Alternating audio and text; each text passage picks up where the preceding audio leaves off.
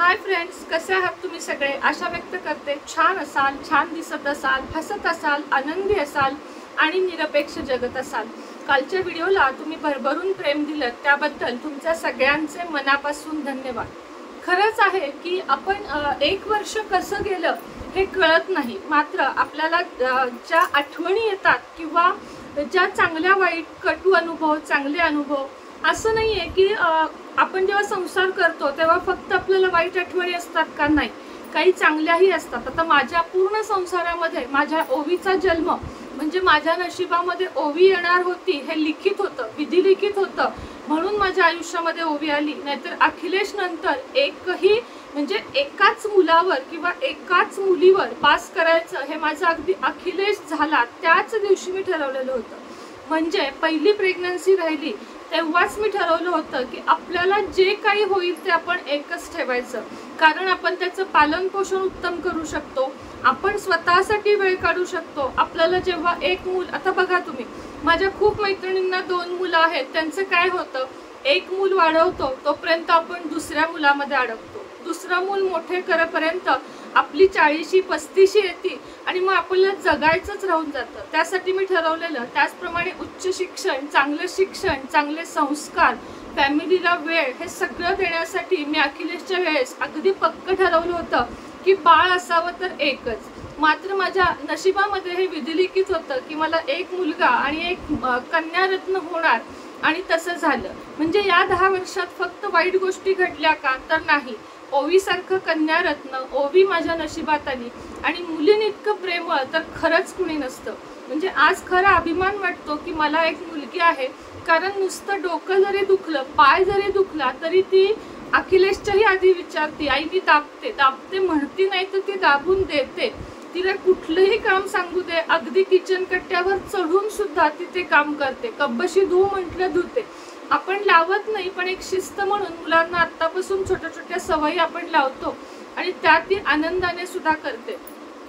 त्याचप्रमाणे आज ती नसती तर जगण्याला कदाचित उमेद मला कमी आली असती, कारण अखिलेश आता मोठा झाला आहे, त्याच्या आयुष्यात त्याचं एक नवीन आयुष्य आहे। आता तुम्हाला सांगितलं मी, तो सीएसच्या सेकंड इयरला तो आहे, त्यामुळे त्याचं कॉलेज सर्कल, त्याचे फ्रेंड, त्याचं सगळं, आणि मुलाचं आणि आईचं एक वेगळं नातं असतं आणि मुलीचं आणि आईचं अगदी मैत्रिणींसारखं नातं असतं। आणि त्यामुळं ओवीमुळं मला माझा दिवस येतो कसा जातो कसा हेही कळत नाही, कारण तिच्या बालिश गप्पा, तिचे बालिश प्रश्न हे मला लहान ठेवतात। असं नाही की मला खूप मॅच्युअर ठेवतात, तिच्याबरोबर कधी कधी मीही लहान होते।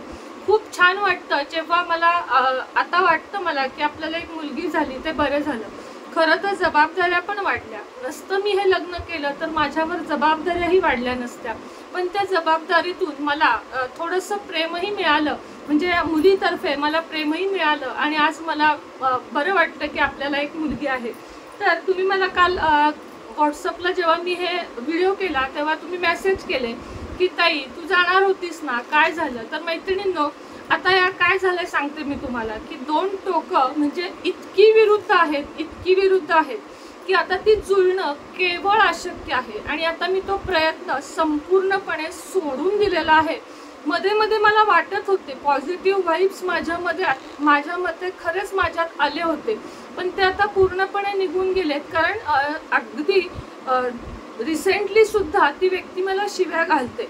त्यामुळे आपण अशा व्यक्तीच्या नादाला न लागणे, कारण मी कशी आहे, मला अपमान सहन होत नाही, मला कुणी बोललेलं सहन होत नाही, मला माझ्या स्वाभिमानाला ठेच लागलेली सहन होत नाही, मला चुकीचे आरोप सहन होत नाही, मी इतकी स्वावलंबी आहे की मला कुणीही खाली पाडलेलं आवडत नाही, कुणाच्या अंडर मी कधीही राहू शकत नाही। लहानपणापासून आत्तापर्यंत मी कुणाच्या अंडर किंवा कुणी मला असं वाक सांगितलंय आणि मी तशी वागली आहे असा माझा स्वभाव नाही।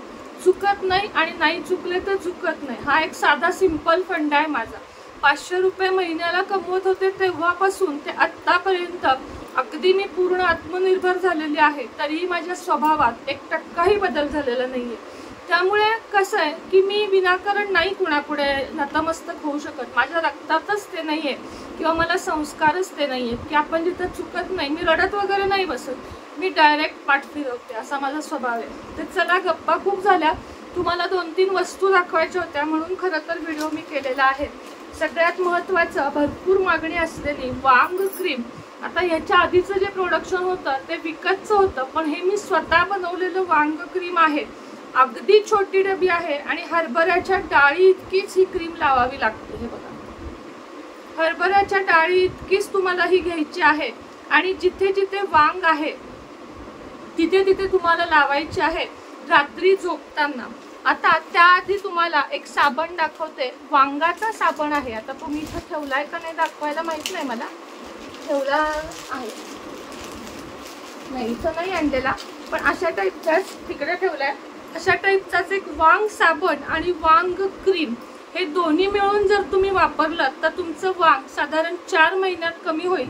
फक्त वांगाच्या जागेवर पिगमेंटेशन सोप येतो, तो अशा पद्धतीने लावायचा, 2 मिनिट मसाज करायचा। या पद्धतीने चेहरा स्वच्छ पुसायचा रात्री आणि ही क्रीम हरभऱ्याच्या डाळी इतकी किंचित घेऊन फक्त वांगावर लावायची। 4 महिन्यात तुमचं वांग फेंट होऊन ते पूर्णपणे जाण्यास मदत होईल। आणि हे आपलं प्रोडक्शन आहे, स्वतःचं आहे, त्यामुळे याच्यामध्ये भेसळ किंवा केमिकल जरा सुद्धा नाहीये। त्यानंतर आहे आपली हर्बल मेहंदी, ब्राऊन, ब्लॅक आणि बर्गंडी 3 प्रकारचे आहेत। एकदम 3 किंवा 6 पाकिटं घेऊन ठेवा, खराब होत नाही, वर्ष ते 1.5 वर्ष टिकते, त्यामुळे 3 किंवा 6 पाकिटं घेऊन ठेवा।